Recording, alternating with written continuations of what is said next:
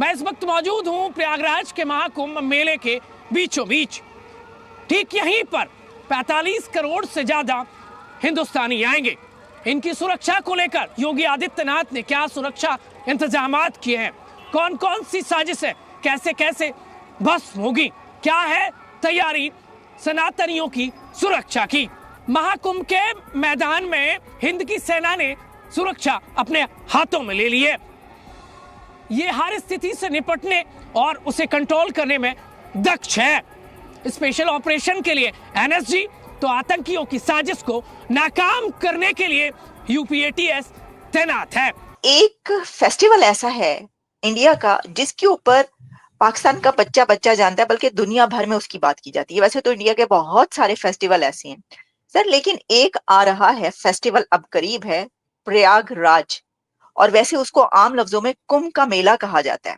अच्छा, जहां इसकी हम थोड़ी सी हिस्ट्री जानना चाहेंगे, क्योंकि सब बात तो करते हैं कि एक बहुत बड़ा मेला होता है इंडिया में, हिस्ट्री का किसी को नहीं मालूम, इसकी क्या सिग्निफिकेंस है, क्या वजह है। थोड़ा हमें ये भी एलैबोरेट कीजिएगा और ये बताइएगा कि मैं समझती थी कि लाखों लोग, लेकिन पता ये चला कि करोड़ों लोग इसके अंदर सर शामिल हो रहे हैं। भाई मैं मुसलमान हूँ, मैं मंदिर की बात करता हूँ, दाएं बाएं वाले लोग समझते हैं कि पता नहीं ये हिंदू है या हिंदू। देख हंस रहे हैं भाई ना, ये लोग हंस रहे हैं, तो ये समझ रहे होंगे कि पता नहीं ये हिंदू है। देखें जी, इस वक्त तो मंदिरों का तस्वर ही खत्म होना चाहिए, लेकिन जो गवर्नमेंट कॉन्ट्रैक्ट कर बैठी हुई है शायद उस पर अमल करना उनकी मजबूरी है। हिंदुस्तान में हिंदुस्तान की हिस्ट्री की सबसे बड़ी मस्जिद बन रही है, इमाम काबा उसकी बुनियाद रखने आ रहे हैं। दुनिया का सबसे बड़ा कुरान पाक हिंदुस्तान में उस मस्जिद में रखा जाएगा।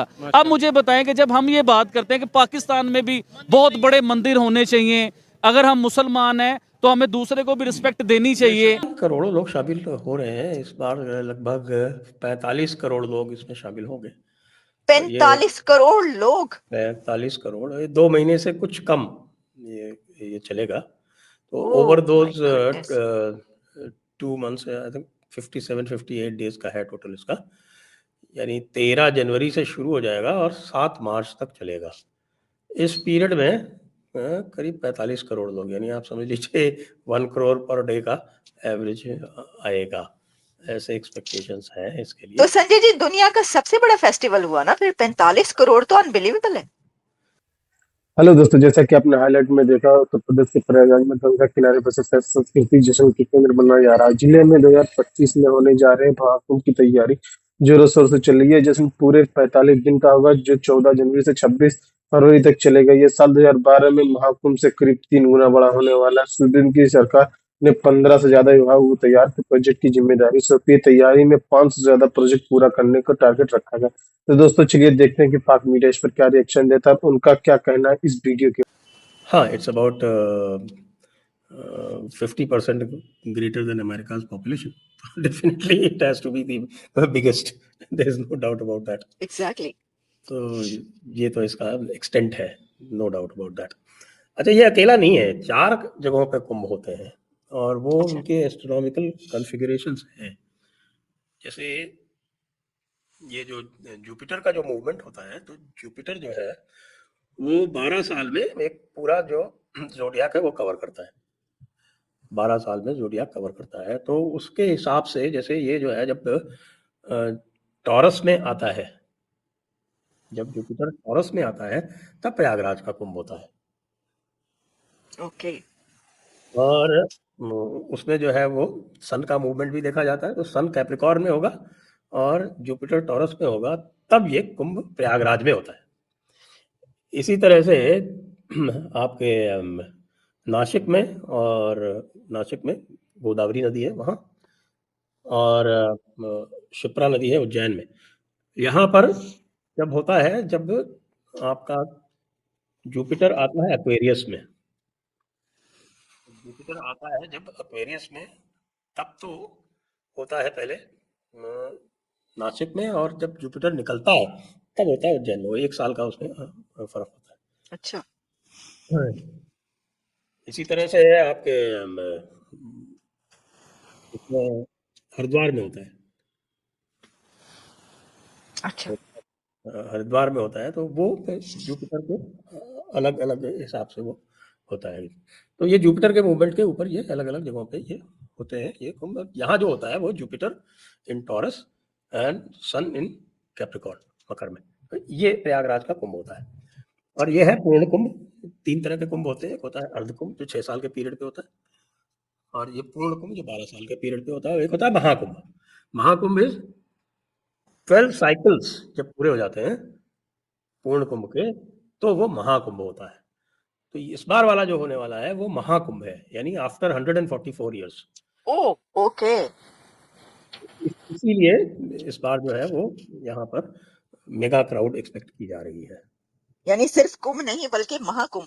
तो संजय जी, क्या इसमें किसी खास देवता की या भगवान की पूजा की जाती है? जैसे कि हम और फेस्टिवल देखते हैं, दुर्गा पूजा है और इस तरह के काफी होते हैं ना, गणेश के भी एक फेस्टिवल है, तो इसका भी कोई खास वो है या सिर्फ ये एस्ट्रोनॉमिकल? देखिए, पुराणों में कहानियां आई हुई हैं इसकी, और पुराणों की कहानियां जो है वो ज्यादातर सिंबॉलिक होती है। अच्छा। तो जिनको देवता कहते हैं हम, तो वो देवता जो है ना, वो actually it's little bit complex. थोड़ा सा मैं कोशिश करता हूँ, हो सकता है लोग समझ जाए। क्योंकि जो भी कहानियां होती है ना, वो कहानियों का इंटरप्रिटेशन जो है वो 3 तरह से होता है। हाँ। If you have to study Vedas, तो वेदास के 5 वेदांग होते हैं। उनके जो वेदांग होते हैं, उनके पार्ट्स होते हैं अलग अलग, उनकी हेल्प से ही आप वेदों को समझ सकते हैं। तो वेद और पुराण या कोई भी जो शास्त्र है, उनको 3 तरह से समझा जा सकता है, और वो 3 तरह से समझा जाता है। उसको कहते हैं कि साहब, एक तो आदि भौतिक, जिसको बोलते हैं लिटरल। भौतिक मीन्स फिजिकल होता है, तो one is your literal meaning. तो जितने भी जो नॉन हिंदूज हैं, वो मोस्टली वो लिटरल मीनिंग को पकड़ के कहते हैं कि ये क्या बकवास है, ये तो सब फालतू की बातें हैं। But there are 2 higher meanings, उसी में हायर मीनिंग्स होती है। एक होती है आदि दैविक, दैट इज डिवाइन, ये मानते हुए कि देर आर डिवाइन बीइंग्स, उसको मान के उसकी एक डिवाइन मीनिंग होती है। और एक होती है जो सबसे जो हाईएस्ट मीनिंग उसकी होती है, वो होती है आध्यात्मिक, that is the spiritual meaning. तो अगर आपको वाकई इसको समझना है, तो you have to go into the spiritual meaning. लेकिन जो उसकी कहानी है, पहले वो कहानी जो है वो ये है कि आपके देवताओं से एक ऋषि होते थे, दुर्वासा।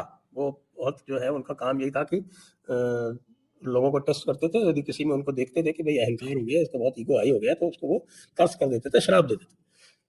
तो एक बार देवताओं के यहाँ गए, देवताओं को देखा उन्होंने कि ये बड़े अहंकारी हो रहे हैं, उन्होंने देवताओं को श्राप दे दिया। तो जो देवता थे वो, उनकी शक्ति नष्ट हो गई। तो फिर बाद में जो असुर थे, द डीमंस, उन्होंने देवताओं को हरा दिया। देवता बहुत परेशान हुए, विष्णु भगवान के पास गए। तो उन्होंने कहा भाई ऐसा करो कि देवताओं को एंगेज, इनको असुरों को एंगेज करो और समुद्र मंथन करो। तो वो जो समुद्र मंथन का जो लेजेंड है, it has a very high spiritual connotation. तो देवता जिसको कहते हैं, देवताज are the points of consciousness within you. I do agree, exactly. जो पॉइंट्स ऑफ कॉन्शियसनेस हैं, जो और there are then the negativities within you, वो असुर हैं। फिर वो देवताओं और असुरों के बीच में एक समुद्र मंथन होता है, और उस समुद्र मंथन के लिए एक मंदिरा, समुद्र मंथन का क्या मतलब है?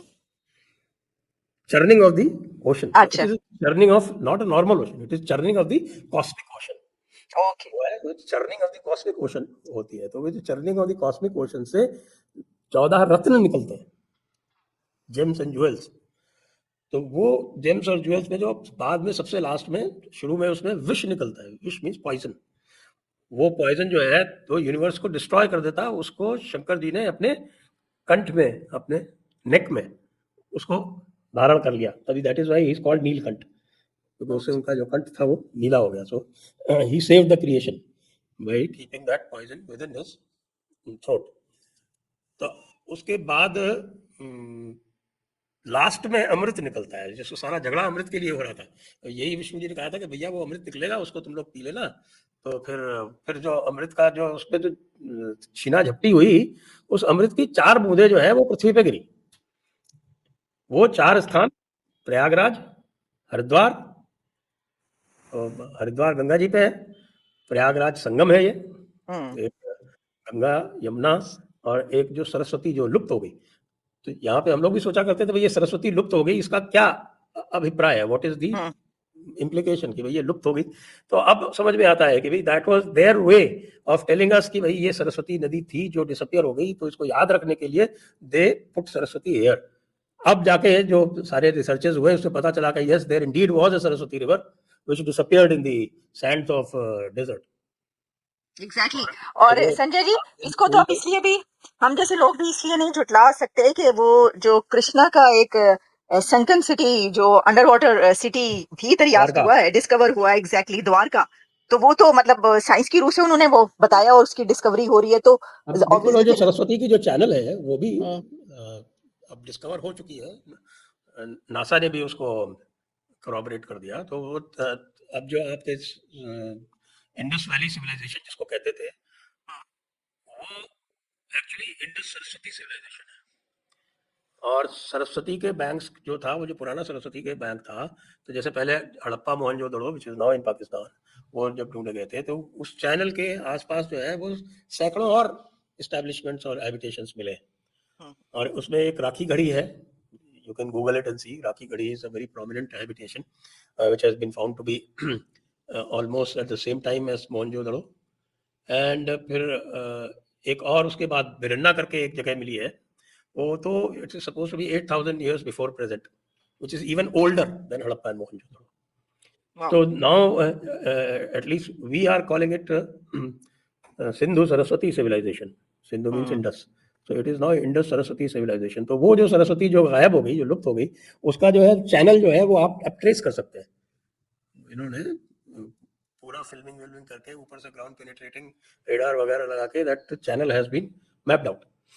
उसी के चैनल के अलोंग हमारा एक हनुमानगढ़ जिला पड़ता है, वहाँ पे Kalibanga is a famous habitation for that Saraswati civilization. तो गंगा यमुना और जो डिसअपियर हो गई सरस्वती, उसको यहाँ पर याद रखने के लिए कि भाई आप सरस्वती भूले नहीं, आप सरस्वती सिविलाइजेशन भूले नहीं, तो ये भी उसको कर दिया। तो it is a Confluence of 3 reverse here in Prayagraj.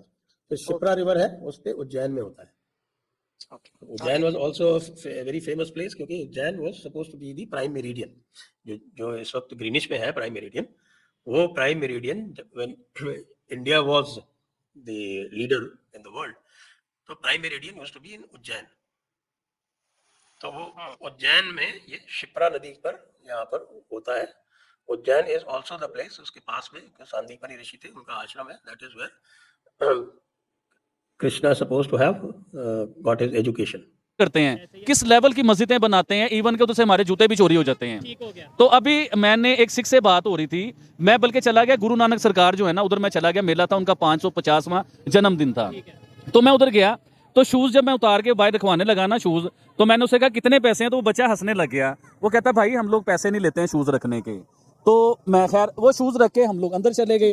अंदर से जब हम लोग वापिस आए तो वो शूज पॉलिश हुआ हुआ था, वो पैसा चमक रहा था जैसे, यकीन कीजिए मैं झूठ नहीं बोल रहा हूँ। मैंने जब उससे पूछा कि बेटा कितने पैसे हैं इसके, तो उसने कहा सर हमारा जो है ना, हमारा कल्चर है, हमारा मजहब है कि हम लोग रिस्पेक्ट करते हैं, फ्री ऑफ कॉस्ट जो है ना लोगों के जूते साफ करते हैं, उनके जूतों को तहफ़्फ़ुज़ देते हैं। मतलब ये है कि हमें चाहिए कि अपने दीन के साथ साथ दूसरे दिन की भी रिस्पेक्ट करें, दूसरे दिन को भी इज्जत दें। दिलशाद भाई, अगर मैं आपसे सवाल करूं, दुनिया में सबसे ज्यादा मसाजिद किस कंट्री में है, तो आप उसका क्या जवाब देंगे? इंडोनेशिया में, कोटली आजाद कश्मीर में दुनिया में सबसे ज्यादा मसाजिद हैं। आजाद कश्मीर कोटली शहर में सबसे ज्यादा मसाजिद का शहर बोला जाता है, आजाद कश्मीर की। और ये पाकिस्तान की बात कर रहे हैं? जी कोटली आजाद कश्मीर। अगर मंदिर की बात करें, सुना ये जाता है कि भाई अगर पास पहले माजी की बात करें, मंदिर थे वहाँ पे पंडित रहते थे, तो उधर मंदिर कितने मौजूद हैं आजाद के? इधर मेरा ख्याल कुछ 2-3 है पूरे शहर में, शायद 4-5 मंदिर है, और वो जिस हालत में है, जिस कंडीशन में, हाँ। आपको क्या लगता है कि वो मंदिर कम से कम होने चाहिए? देखें जी, इस वक्त तो मंदिरों का तस्वर ही खत्म होना चाहिए, लेकिन जो गवर्नमेंट कॉन्ट्रैक्ट कर बैठी हुई है, शायद उस पर अमल करना उनकी मजबूरी है, इसलिए। आबिद भाई क्या कहना चाहेंगे कि उनकी अपनी देखिए मेरी बात सुनिए, दुनिया में हम लोग फकर से फील करते हैं। सर सुनिएगा, मेरी ऑडियंस भी सुने। खबर भी बताएं जो मैं नहीं, इन्हें पहले मैं वो क्लियर करूंगा। आप यूरोप चले जाइए, अमेरिका चले जाइए, क्रिश्चियंस की कंट्रीज हैं वो लोग, वो मुसलमान नहीं हैं। आपको अंदाजा है किस लेवल की मस्जिद है उधर? आपको अंदाजा नहीं है। और इमाम जो है वो कोई पाकिस्तान से जाता है, कोई कहीं से जाता है, उन मस्जिदों को वो तहफ़्फ़ुज़ देते हैं पूरी दुनिया में। ये आपको गोरों की कंट्रियों की बात बता रहा हूँ। अब आप हमारे हमसाए दौर में ये कहते हैं कि यहाँ पे नहीं, थोड़ा सा रह गया, थोड़ा सा। अब आप हमारे हमसाए हिंदुस्तान में चले जाइए। हिंदुस्तान में हिंदुस्तान की हिस्ट्री की सबसे बड़ी मस्जिद बन रही है, इमाम काबा उसकी बुनियाद रखने आ रहे हैं। दुनिया का सबसे बड़ा कुरान पाक हिंदुस्तान में उस मस्जिद में रखा जाएगा। अब मुझे बताएं कि जब हम ये बात करते हैं कि पाकिस्तान में भी बहुत बड़े मंदिर होने चाहिए, अगर हम मुसलमान हैं तो हमें दूसरे को भी रिस्पेक्ट देनी चाहिए। तो ये अगली बात है। देखें, इसमें दीन इस्लाम की बुनियाद जो है ये इस पे है कि मजहब आजाद, मजहब की आजादी है। तो फिर आप कहें कि भाई मंदिर नहीं होना चाहिए तो गलत बात है ना। मैंने सवाल किया, उसके पास वो चलते चलते दे दिया, जज्बात में जवाब। यही चीज है, जब थोड़ी सी लॉजिकल बात कीजिए कोई भी हो वो समझ जाता है। देखें अंकल ने भाई इनका कसूर नहीं है, अंकल बड़े अच्छे इंसान है, इनका कसूर नहीं है। बात को ऐसी समझे बात को समझे हैं, समझाने वाला होना। देखिए हमारा मीडिया जो समझाता रहा सारी जिंदगी, आप ये भी तो देखिए ना, हमारे मुल्ला हजरात जो हमें समझाते रहे हैं, मस्जिदों में जो हमें वो जुम्मे वाले दिन खुतबे देते रहे हैं, वो चीजें हमारे दिमागों में बैठ चुकी हुई हैं, वो निकल नहीं सकती बाहर। हमें लगता है कि हिंदू या कोई भी गैर मुस्लिम है वो हमारा दुश्मन है, वो इस्लाम का दुश्मन है, हमें ये लगता है। लेकिन ऐसा नहीं, पूरी दुनिया। आप अमेरिका में चले जाइए, रिस्पेक्ट कर रही है। आप अमेरिका में चले जाइए, मुसलमान हिंदू क्रिश्चियन सब इकट्ठे बैठ के खा रहे हैं, काम कर रहे हैं। शायद भाई क्या कहेंगे, एक तो ये बात, और दूसरे नंबर पे पाकिस्तान का मेन स्ट्रीम मीडिया इस खबर को क्यों नहीं चला रहा है? ये क्या बुरी खबर है कि भाई इमाम काबा इंडिया जा रहे हैं? क्या ये बुरी खबर है कि इंडिया की सबसे बड़ी मस्जिद वहां पे बन रही है, और वो भी उस स्टेट में बन रही है जिसके जो उनसे सीएम है उन्हें कहा जाता है कि ये तो हिंदुत्व को प्रमोट कर रहे हैं और ये आरएसएस के वो हैं, ये हैं, और फिर दुनिया का सबसे बड़ा कुरान पाक वहां पे। ये मेन स्ट्रीम मीडिया क्यों नहीं दिखा रहा है? यार मेन स्ट्रीम मीडिया को इसको दिखाना चाहिए था, और इससे जो है वो मुसलमानों का एक सॉफ्ट इमेज आ रहा था, ये सबसे इंपॉर्टेंट था। अब इस तरह के इवेंट्स अगर आप कवर करेंगे तो इसमें मुस्लिम कम्युनिटी का फायदा होगा, दोनों कंट्रीज में रिलेशन बेहतर होंगे। और साथ में इसमें ये भी ऐड करना चाहता हूँ कि न्यूजीलैंड के अंदर जब एक मस्जिद पे उन्होंने हमला किया था, तो जो न्यूजीलैंड की प्राइम मिनिस्टर थी वो खुद वहां पे चल के आई थी और उन्होंने काले रंग का लिबास भी पहना था। तो हमें भी चाहिए कि यहाँ पे अगर हमारी जो माइनॉरिटीज हैं उनके यहाँ यहाँ पे कोई कत्लो गारत होती, जैसे अब जड़ावाला के अंदर हुआ, तो कम से कम हमारे प्राइम मिनिस्टर को या चीफ जस्टिस को वहां पे जाके उनके साथ इज़हार ताज़ियत करनी चाहिए थी और ब्लैक ड्रेस पहनना चाहिए था। और दूसरा ये कि आप जैसे करतारपुर है, अब करतारपुर हमने बनाया, ये बहुत अच्छी बात है, और वहाँ पे आप देखिए कितनी टूरिज्म हुई है। वहाँ पे आप हमारे जो सेलिब्रिटीज हैं जैसे, लेकिन उस पे क्रिटिसाइज बड़ा किया गया गवर्नमेंट को कि भाई ये देखो इधर जो सा मुस्लिम कंट्री है, इस्लामिक स्टेट, और यहाँ पे जो सा वो ये बनाया जा रहा है। अगर यही लॉजिक इंडिया बना दे तो वहाँ पे तो मेरे ख्याल है 70-80 लाख से भी ज्यादा, 70-80 करोड़ से भी ज्यादा जो है वो हिंदू रह रहे हैं, लेकिन वो मुसलमानों के लिए मस्जिद बना रहे हैं ना। वो ये लॉजिक दे देंगे ये हिंदुस्तान है तो यहाँ पे हिंदुस्तान, यहाँ पे मस्जिद नहीं होनी चाहिए, तो फिर ऐसे आप दुनिया के साथ सर्वाइव नहीं कर सकते। तो इसलिए आपने, अगर आप माइनॉरिटीज के साथ अच्छे ताल्लुकात रखेंगे तो आपका दुनिया के अंदर एक सॉफ्ट इमेज आएगा। हम क्यों बार बार ब्लैक लिस्ट हो जाते हैं, ब्लैक लिस्ट होते हैं, फिर हम ग्रे लिस्ट पे आते हैं, फिर हम इस तरह करते हैं। यार देखें, जब तक आप दोस्तों जैसा कि आपने वीडियो में देखा, उत्तर प्रदेश पर्यटन विभाग के मुताबिक नदी किनारे 4000 हेक्टेयर में हो रहे महाकुंभ में करीब 40 से 45 करोड़ लोग शामिल होने की उम्मीद है। इस योजना की अनुमति बजट करीब 6382 करोड़ रुपए की, जिसमें 5600 करोड़ रुपए से ज्यादा ही पहले आयोजन और संबंधित परियोजनाओं के लिए अलग रखे जा चुके हैं। समाजवादी पार्टी सरकार शासनकाल 2012 में कार्यक्रम हुआ बजट 1152 करोड़ रुपए के था, जिसमें करीब 12 करोड़ लोग शामिल हुए थे। उत्तर प्रदेश जल निगम क्षेत्र पानी योग्य पीने की आपूर्ति के लिए 1249 किलोमीटर लंबी लाइन बिछाएगी। इसके अलावा 200 वाटर एटीएम और 85 वाटर पंप लगाए जाएंगे। राज्य सड़क विभाग के प्रयास से जुड़ने वाली तमाम राजमार्गों में 7000 से बसें चलाई जाएंगी। प्रयागराज से मेले वाली जगह तक करीब 555 शटल बसें भी चलाई जाएंगी। प्रयागराज में मेले के परिधि का 15 लाख वर्ग में फैली सार्वजनिक दीवारों से इमारतों पर चित्र बनाने के लिए 8 अलग अलग एजेंसियों को हायर किया गया। प्रयागराज एयरपोर्ट के नियंत्रण के लिए एक नए टर्मिनल बिल्डिंग निर्माण का विमानों के पार्क होने के लिए अपने एरिया विस्तार करेगी, ये जाना है। तो दोस्तों वीडियो कैसा लगा अपनी राय कमेंट बॉक्स में जरूर दें। वीडियो पसंद आए तो लाइक और सब्सक्राइब करना ना